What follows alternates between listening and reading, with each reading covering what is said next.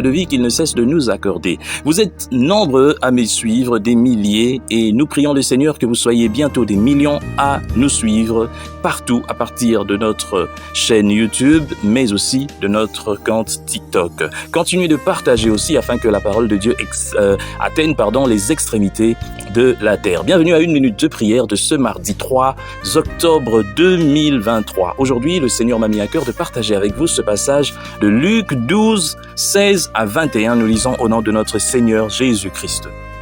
Et il leur dit cette parabole: les terres d'un homme riche avaient beaucoup rapporté. Et il raisonnait en lui-même, disant: que ferai-je? Car je n'ai pas de place pour serrer ma récolte. Voici, dit-il, ce que je ferai.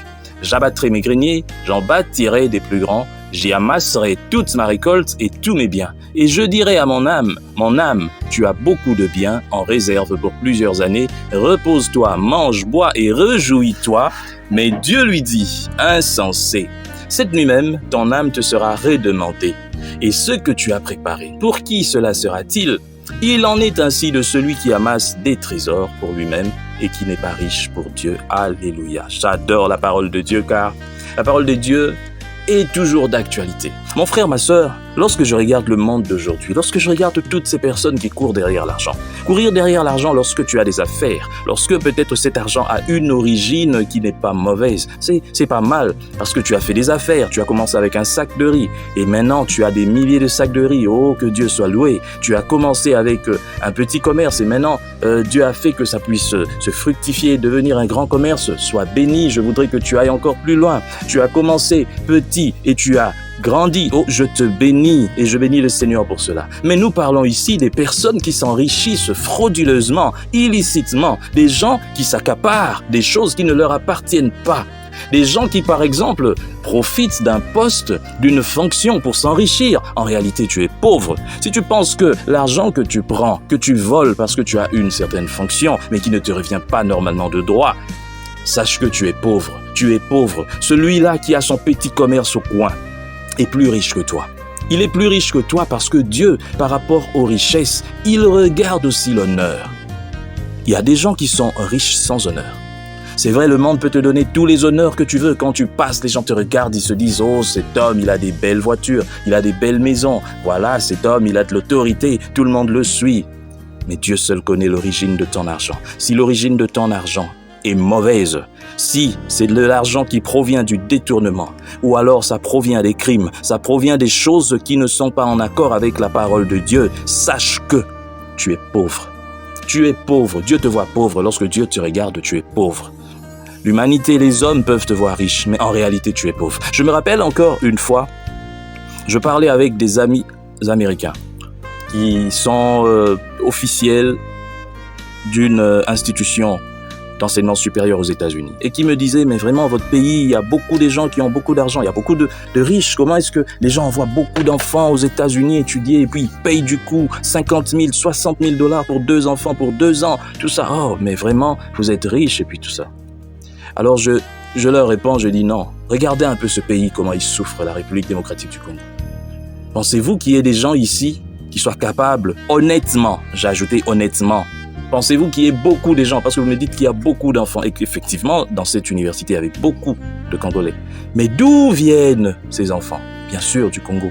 Que font leurs parents? Entre guillemets. Le Seigneur sait, il connaît l'origine de toutes les richesses. Je ne dis pas que toutes les personnes qui sont dans ce pays et dans ce monde sont riches illicitement. Mais si toi qui me suis, tu as eu ton argent d'une mauvaise manière, commence dès aujourd'hui peut-être à être généreux, à partager avec les pauvres, à partager avec d'autres. Je ne te dis pas d'aller s'aimer dans l'œuvre de Dieu. L'argent que tu vas mettre dans l'œuvre de Dieu, c'est bien, le pasteur va le prendre. Ça peut aussi aider l'œuvre de Dieu, c'est bien. Mais ne pense pas que tu seras béni pour ça. Non, parce que c'est de l'argent volé, parce que c'est de l'argent sale. Abstiens-toi de l'argent sale. L'argent sale emmènera des malédictions dans ta famille, dans ta progéniture pendant des générations. Abstiens-toi à ça. Lorsque tu sais que l'origine de ton argent n'est pas bonne, abstiens-toi. Tu n'es pas riche. Pour être riche dans le Seigneur, tu dois être riche en bonne œuvre. Si en tout cas Dieu voit beaucoup de bonnes œuvres en toi, il te déclare riche. Voilà pourquoi je dis il y a beaucoup de pauvres qui sont en réalité riches pour Dieu. Devant Dieu, Dieu les voit riches parce qu'un jour nous serons jugés pour les récompenses. Déjà toi qui détournes l'argent de l'État, déjà toi qui voles l'argent des deniers publics parce que tu es mandataire d'une entreprise, déjà tu es jugé parce que si tu meurs comme ça, c'est l'enfer qui t'attend, ce n'est pas le paradis. Et ça, c'est déjà la première chose. Et c'est clair que tu n'auras pas d'héritage au ciel parce que tu n'y seras pas. Mais qu'est-ce que tu vas léguer à tes enfants? L'argent que toi, tu as pris, tu as volé, qui devait revenir à beaucoup de familles, à des milliers de familles, des gens qui sont morts parce que tout simplement, ils attendaient leur argent, ils n'ont pas eu, pendant que toi, tu te l'as coulé douce. En Europe, aux États-Unis, tu faisais tout ce que tu veux, tu faisais la vie, tu as fait étudier tes enfants avec de l'argent qui devait revenir à des milliers de gens, à des millions même de gens. Et tu penses que tu seras béni. Nous avons vu des familles. Comment est-ce qu'ils sont morts en cascade et comment aujourd'hui leur nom ne fait plus peur. Je te dis aujourd'hui, si tu es dans une mauvaise voie, corrige ta voie. Il est encore temps, le Seigneur ne te rejette pas. Tu peux encore devenir riche pour Dieu. Mais à condition que tu abandonnes le mal. Ce pays a besoin des gens qui abandonnent le mal. Ce pays a besoin des gens qui seront riches, non pas illicitement, mais de manière autorisée et légale. Nous pouvons être riches, nous avons un grand pays. Mais arrêtons de devenir riches dans les dos des gens. Arrêtons de devenir riches sur la misère des gens, parce que ça, c'est une malédiction. C'est une malédiction de s'enrichir, sur la misère des gens.